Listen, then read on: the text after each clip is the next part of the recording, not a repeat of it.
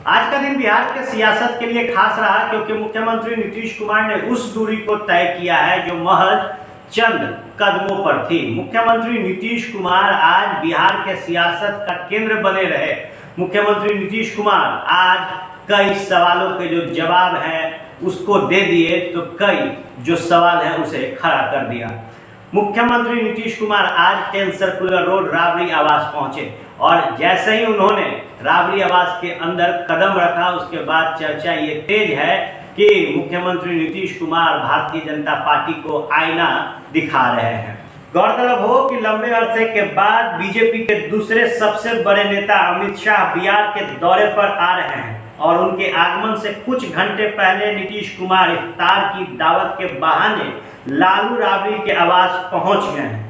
पटना में नीतीश कुमार जहां रहते हैं वहां से चंद कदमों पर लालू राबड़ी का आवास है, लेकिन 5 साल से भी ज्यादा का समय होने के बाद आज नीतीश कुमार उन चंद कदमों की दूरी को तय कर रहे हैं। सियासत की समझ रखने वाले ये जानते हैं कि नीतीश कुमार का कोई भी कदम बेमकसद नहीं होता। जाहिर है एक औपचारिक निमंत्रण पत्र के बहाने वे लालू राबड़ी के घर पहुंच चुके हैं, तो इसके कई सियासी मायने हैं। बीजेपी में नरेंद्र मोदी के बाद दूसरे नंबर के नेता अमित शाह 2020 के बिहार विधानसभा चुनाव के बाद 23 अप्रैल को बिहार आ रहे हैं। वे वीर कुंवर सिंह की जयंती के अवसर पर जगदीशपुर में बीजेपी के कार्यक्रम में शामिल होने आ रहे हैं। अमित शाह का जो शेड्यूल आया है उसमें कहीं भी नीतीश कुमार से मिलने का कार्यक्रम शामिल नहीं है। उन्हें बीजेपी के कार्यक्रम में शामिल होना है, बीजेपी के नेताओं कार्यकर्ताओं से मिलना है और फिर वापस दिल्ली लौट जाना है। लेकिन अमित शाह के पटना आगमन के समय से 16 घंटे पहले मुख्यमंत्री नीतीश कुमार ने बड़ा खेल कर दिया है। नीतीश कुमार 22 अप्रैल की शाम राबड़ी देवी के आवास पर आयोजित तेजस्वी यादव की दावत इफ्तार में शामिल होने के लिए पहुंच गए।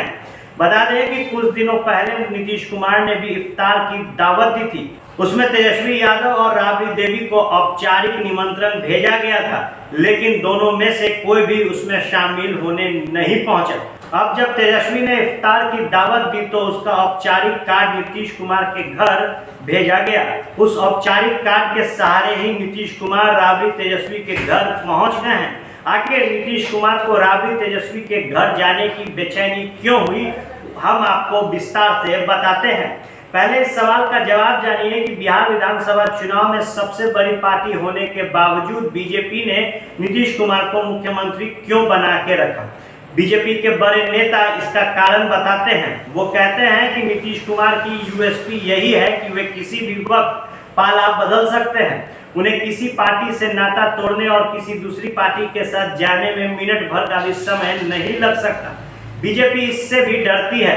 बीजेपी जानती है कि नीतीश कुमार को अगर मुख्यमंत्री नहीं बनाए रखा गया तो वो बिना किसी देरी के राजद के साथ चले जाएंगे। फिर बीजेपी लाख कुछ कह दे, देश भर में मैसेज तो यही जाएगा कि भाजपा के हाथ से एक और राज्य से सत्ता चली गई।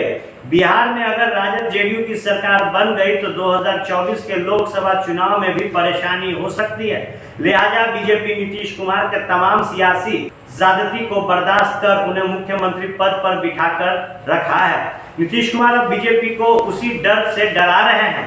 दरअसल नीतीश कुमार पर हालिया दिनों में बीजेपी का दबाव लगातार बढ़ा है। नीतीश कुमार खुद नरेंद्र मोदी और अमित शाह के लेवल का नेता मानते रहे हैं, लेकिन 2020 के बिहार विधानसभा चुनाव से ही नरेंद्र मोदी और अमित शाह ने नीतीश कुमार से कोई पॉलिटिकल बात नहीं की है। नरेंद्र मोदी अगर नीतीश कुमार की मुलाकात हुई है तो वह तब हुई जब नीतीश जातिगत जनगणना को लेकर सर्वदलीय प्रतिनिधिमंडल लेकर उनसे मिलने गए थे। अमित शाह ने भी नीतीश कुमार से कोई सियासी बात नहीं की है। बीच में बिहार विधान परिषद के चुनाव में सीटों के बंटवारे का मामला फंसा तो बीजेपी ने भूपेंद्र यादव को भेजकर दोनों पार्टियों के बीच सीटों को ही शेयरिंग कर दी। अब 2020 में हुए बिहार विधानसभा चुनाव के लगभग 1.5 साल के बाद अमित शाह जब बिहार के दौरे पर आ रहे हैं तो भी उन्होंने नीतीश कुमार को नोटिस नहीं लिया।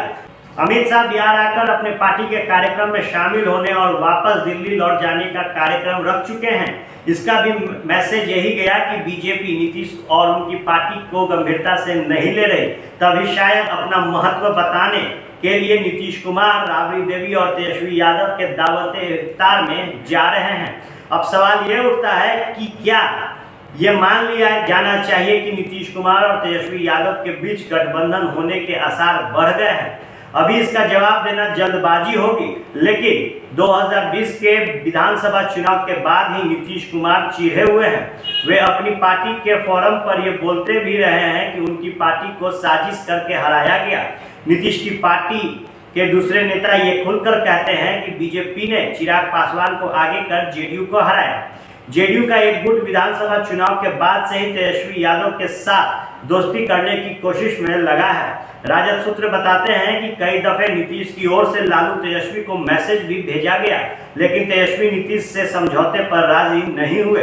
राजद की ओर से यह भी जवाब दिया गया है कि अगर नीतीश कुमार कुर्सी छोड़कर तेजस्वी को सीएम बनाने को राजी हो जाते हैं तभी जेडीयू राजद के बीच गठबंधन हो सकता है। नीतीश के सीएम बने रहने की शर्त पर कोई दोस्ती नहीं होगी, लिहाजा आज तेजस्वी की दावत में जाने से नीतीश कुमार के साथ उनकी दोस्ती की बात करना बेहद जल्दबाजी होगी। नीतीश कुमार के बारे में आम अवधारणा यही रही है कि वे कुर्सी छोड़कर कोई समझौता नहीं कर सकते। आज लालू राबड़ी के घर जाकर नीतीश कुमार बीजेपी को डरा रहे हैं। शायद इससे बीजेपी डर भी जाए, लेकिन जेडीयू राजद के बीच गठबंधन हो जाने की बात कहना फिलहाल बहुत जल्दबाजी होगी। लोग यहाँ दिल्ली बंबई में घर पर घर खरीदते जा रहे हैं और एक ये साहब है कि अपना घर बेच दिए। वाह, रिटायरमेंट का पूरा पैसा लगा दिए थे दिल्ली में घर लेने के लिए। अरे बाबूजी, तो अपना एक नया घर खरीद भी तो रहे हैं ना। नया घर खरीद रहे हैं? कहाँ? पूर्णिया में। पूर्णिया में? हाँ। अरे बाबूजी, दिल्ली बंबई में घर खरीदना अच्छी बात है, लेकिन अपने घर पे घर खरीदना बड़ी बात है। देखिए, पूर्णिया में पनोरमा सिटी और पनोरमा हाइट दोनों जगह का ऑप्शन उपलब्ध है। देखिए और बुक कराइए। मतलब अपने शहर में अपना घर? जी बिल्कुल। अब कीजिए घर वापसी पूर्णिया के पैनोरमा सिटी और पैनोरमा हाइट में। पैनोरमा सिटी और पैनोरमा हाइट, आपके शहर में आपका अपना घर।